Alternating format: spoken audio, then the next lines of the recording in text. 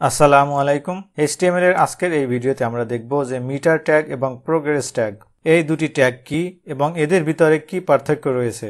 এই দুটি ট্যাগের আউটপুট দেখতে প্রায় একই রকম, কিন্তু এদের ভিতরে কিছু পার্থক্য রয়েছে। এই সব কিছু আমরা দেখব। সো মিটার ট্যাগটা হচ্ছে যে এখানে মিটার মানে আপনারা দেখতে পাচ্ছেন যে মেজারমেন্টের কিছু একটা আছে।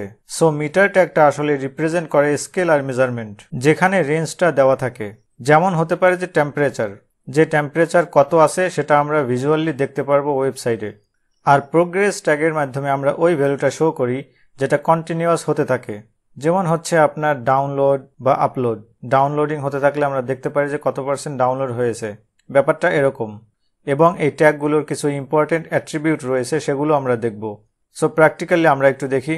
এখানে আমি সাবলাইম টেক্সট এডিটর ওপেন করেছি এবং সর্বপ্রথম আমি মিটার ট্যাগটা নেই, এটাকে আমি সেভ করি। এখন এখানে লক্ষ্য করেন যে আপনারা একটি মিটারের মতো দেখতে পাচ্ছেন। এরপরে সর্বপ্রথম এর ভিতরে আমরা ভ্যালু অ্যাট্রিবিউটটি নিব। আমি লিখি এখানে ভ্যালু।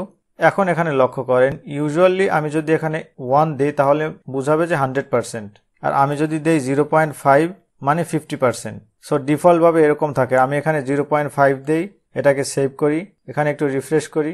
আপনারা লক্ষ্য করেন যে 50% ফিল হয়ে গেছে। এর আগে আমি এখানে একটু লিখি যে টেম্পারেচার।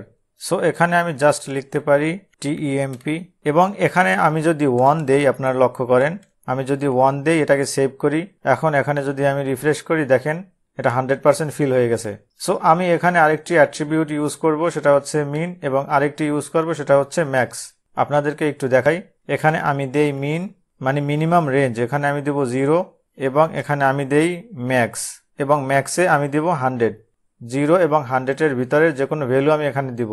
আপনারা ধরতে পারেন যে এটা হচ্ছে 0% আর এটা হচ্ছে 100%। এর ভিতরে আমি এখন যে কোনো কিছু দিতে পারি। আমি যদি দেই 50 মানে অর্ধেক হবে। এটাকে সেভ করি, এখানে রিফ্রেশ করি, আপনারা দেখেন আবার অর্ধেক হয়ে গেছে। আবার যদি আমি এখানে দেই 20 এবং এটাকে সেভ করি, দেখেন এখানে আরও কমে যাবে। সো আমাদের আরও কিছু অ্যাট্রিবিউট রয়েছে, আমি একটু দেখি।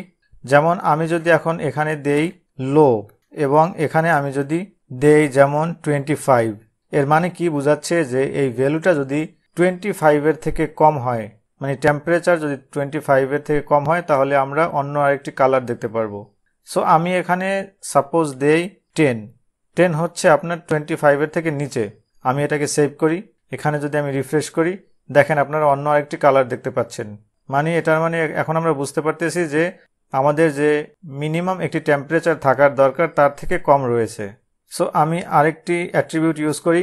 এখানে আমাদের আরেকটি অ্যাট্রিবিউট রয়েছে, সেটা হচ্ছে হাই, এবং এই হাই অ্যাট্রিবিউট হচ্ছে যে ম্যাক্সিমাম আমরা একটা রেঞ্জ দিতে পারি, যে তার উপরে যদি টেম্পারেচারটা দেখায় তাহলে আমরা আবার একটি কালার দেখতে পাবো। যেমন আমি যদি এখানে দেই সাপোজ 80, আমি দেই নর্মালি, আগে আপনাদেরকে আমি দেখাই, আমি যদি 60 দেই, 60 হচ্ছে আপনাদের নর্মাল টেম্পারেচার। এটাকে সেভ করি, এখানে যদি রিফ্রেশ করি, যে এর মানে বোঝাচ্ছে যে টেম্পারেচারটি নর্মাল আছে, আমরা গ্রিন কালার দেখতে পাচ্ছি। এখন এখানে আমি হাইতে দিয়েছি 80। সো আমি যদি এখানে এখন 90 দেই, এটাকে সেভ করি, আপনারা আবার একটি কালার দেখতে পাবেন, দেখেন।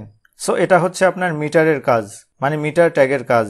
আমরা একটু এখন প্রোগ্রেস ট্যাগটি দেখি। সো এটার নিচে আমি বিআর ট্যাগ ইউজ করি, বিআর, এবং এখানে আমি লিখি ডাউনলোডিং। এখানে আমি আমাদের প্রোগ্রেস ট্যাগটি ইউজ করি। এই প্রোগ্রেস ট্যাগের আমরা দুটি অ্যাট্রিবিউট ইউজ করব, একটা হচ্ছে আমাদের ভ্যালু এবং আরেকটি হচ্ছে আমাদের ম্যাক্স। একইভাবে এখানে ম্যাক্সে আমি যদি 100 দেই, মানে বোঝাচ্ছে যে এটা 100%-এর মতো আছে। মানে এখন ভ্যালু যদি আমি দেই 20, তাহলে এটা 20% বোঝাবে, এরকম। সো আমি জাস্ট এখানে আপনাদেরকে দেখাই, আমি দেই 15, এটাকে সেভ করি। আমরা এখানে একটু দেখি যে কীরকম হয়, দেখেন ডাউনলোডিং। এখানে আমি যদি দেই 60, এটাকে সেভ করি, এখানে 60% ডাউনলোড হয়ে গেছে, এরকম বোঝাচ্ছে। সো জাভাস্ক্রিপ্ট ইউজ করে এই প্রোগ্রেস ট্যাগটি আরও মিনিংফুল বানানো যায়। সো আশা করি আপনারা বুঝতে পেরেছেন যে মিটার ট্যাগটি কিভাবে কাজ করে এবং প্রোগ্রেস ট্যাগটি কিভাবে কাজ করে।